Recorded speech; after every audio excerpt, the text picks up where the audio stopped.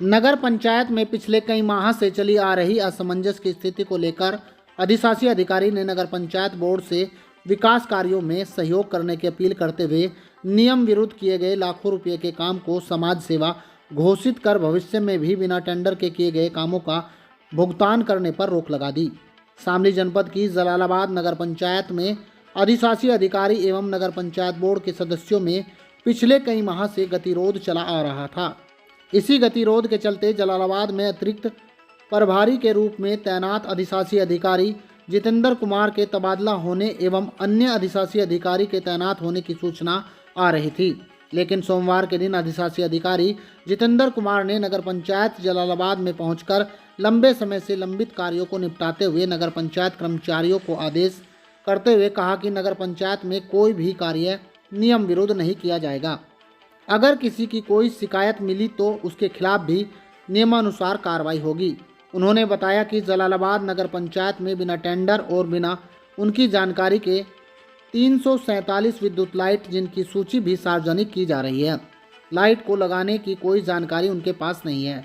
वहीं पिछले 6 माह में नगर पंचायत में बिना टेंडर एवं नियम विरुद्ध नालियों पर लगाए गए चैनल, सड़कों का बिना टेंडर के किया गया पैचवर्क, नगर पंचायत में प्लम्बर या अन्य मरम्मत आदि के लिए खरीदी गई सामग्री, लाइटों की मरम्मत आदि का कार्य एवं नगर पंचायत में फर्नीचर की खरीद को लेकर कोई भी भुगतान नगर पंचायत से नहीं किया जाएगा।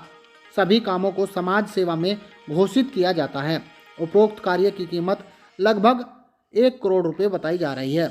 वहीं उन्होंने कहा कि अगर कोई ठेकेदार टेंडर में दिए गए समय के अनुसार कार्य को गुणवत्तापूर्वक नहीं निपटाता तो उसके विरुद्ध भी कार्रवाई करते हुए उसे ब्लैक लिस्टेड किया जाएगा। वार्ड नंबर 7 के सभासद जावेद ने बताया कि पिछले समय से विकास कार्य बाधित एवं नियम विरुद्ध किए गए कार्यों को समाज सेवा घोषित करने पर निर्णय का वह स्वागत करते हैं। उन्होंने कहा कि सभी कार्य नियमानुसार होने चाहिए। वहीं वार्ड नंबर 6 की महिला सभासद आसवा ने भी नियम विरुद्ध किए गए कार्यों को समाज सेवा घोषित होने पर खुशी जाहिर की है। साथ ही अधिशासी अधिकारी जितेंद्र कुमार ने बोर्ड के सभी सदस्यों से अपील करते हुए कहा है कि नगर में किए जाने वाले विकास कार्यों में सभी लोग सहयोग करें। अगर उन्हें किसी भी प्रकार की कोई विकास संबंधित कार्यों को कराए जाने की आवश्यकता लगती है तो वह बिना किसी लाग लपेट के अपना प्रस्ताव देकर नियमानुसार कस्बे में विकास को करा सकते हैं। बहुत अच्छा लगा जी, हमें पता लगा अधिकारी आप दोबारा आ गए, हमें बहुत खुशी हुई। और इन लोगों की वजह से काम रुक रहा था और हमें जो है हमें भी गुमराह किया गया था कि ये हो जाएगा वो हो जाएगा, और हमने भी गुमराह होकर कुछ लेटर पे साइन किए थे। हम भी उसकी माफ़ी चाहते हैं। अच्छा, एक जानकारी सामने आ रही है, बहुत सारे जो काम हैं पूर्व में किए गए थे जो नियमानुसार नहीं थे, बिना टेंडर के जो हो गया वो तो ये साहब अपनी जगह सही है, उसका तो समाज सेवा ही घोषित होना चाहिए। सर, जलालाबाद में पिछले कुछ दिनों से असमंजस की स्थिति बनी हुई थी। कई अफवाहें चल रही थी कि अधिशासी अधिकारी और बोर्ड के बीच में तनाव चल रहा है, जिसको लेकर विकास कार्य भी बाधित हो रहे थे। तो इसको लेकर अब क्या प्रतिक्रिया है आपकी?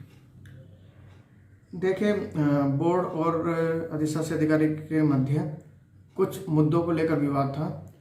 मेरा ये मानना था कि जो भी कार्य नगर में किए जाएं वो सभी नियमानुसार और जो शासन द्वारा निर्धारित प्रक्रिया है उसी के तहत किए जाएं। लेकिन कुछ कार्य ऐसे कराए गए जिनके लिए किसी भी मानक, किसी भी टेंडर प्रक्रिया का पालन नहीं किया गया। तो ऐसे कार्य जो बिना टेंडर, बिना मानक कराए या बिना स्वीकृति कराए गए, उन्हीं को लेकर विवाद था, जिसको अध्यक्ष महोदय जो है अपने स्तर पर करा दिया, लेकिन उसकी मुझे कोई जानकारी नहीं थी। जब उनको रोकने का प्रयास किया गया तो कुछ विवाद हुआ, यही विवाद का मुख्य कारण था। अच्छा, जो टेंडर के बिना जो कार्य हुए थे अब उनका क्या निस्तारण किया गया? देखिए, जो भी कार्य नियम विरुद्ध होंगे उनको शासन के मंशा के अनुरूप सब कुछ समाज सेवा के क्षेत्र में कार्य किया गया, घोषित कर दिया गया है।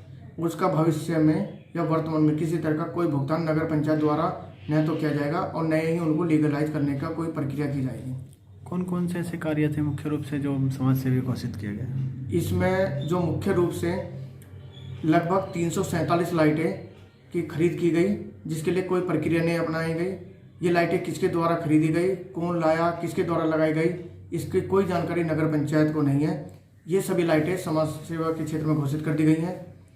इनकी सूची भी सार्वजनिक रूप से पब्लिश कर दी गई है ताकि भविष्य में कोई भी इनका भुगतान न करा सके। चैनल को लेकर भी विवाद चल रहा था। कुछ यहाँ पर चैनल लगवाए गए हैं हर गली में, हर वार्ड में, जहाँ पर ज़रूरत नहीं थी अनावश्यक रूप से वहाँ पर भी चैनल लगाए गए हैं। इसके कोई टेंडर प्रक्रिया नहीं अपनाई गई। इनको समाज सेवा के क्षेत्र में घोषित कर दिया गया है। पैच वर्क के जो भी कार्य नगर पंचायत में बिना टेंडर प्रक्रिया के हुए हैं उन सबको भी समाज सेवा घोषित कर दिया गया है।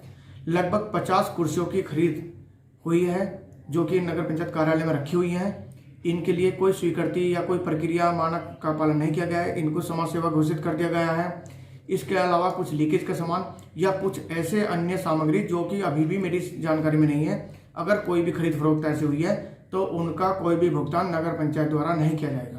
अच्छा, अगर भविष्य में ऐसी जानकारी मिलेगी किन लोगों ने ये कार्य कराए थे या उसका इनलीगलाइज प्रेशर डालना चाहे तो उन लोगों पर अब तक क्या कार्रवाई हुई है?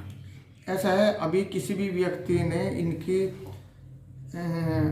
स्वीकृति नहीं ली है कि ये कार्य मेरे द्वारा कराया गया है, और जब तक कोई व्यक्ति स्वीकार नहीं करेगा तो ये सब समाज सेवा के क्षेत्र में है।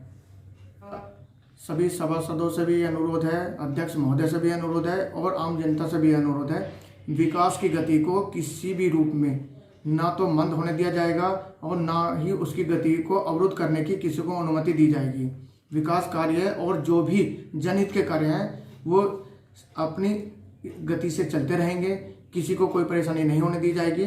और मेरा सभी सभासदों से अनुरोध है कि जनहित के कार्यों को अपने स्तर से भी निपटाने में अधिशासी अधिकारी नगर पंचायत का पूर्ण सहयोग करें ताकि जनता को किसी भी तरह की कोई परेशानी ना हो।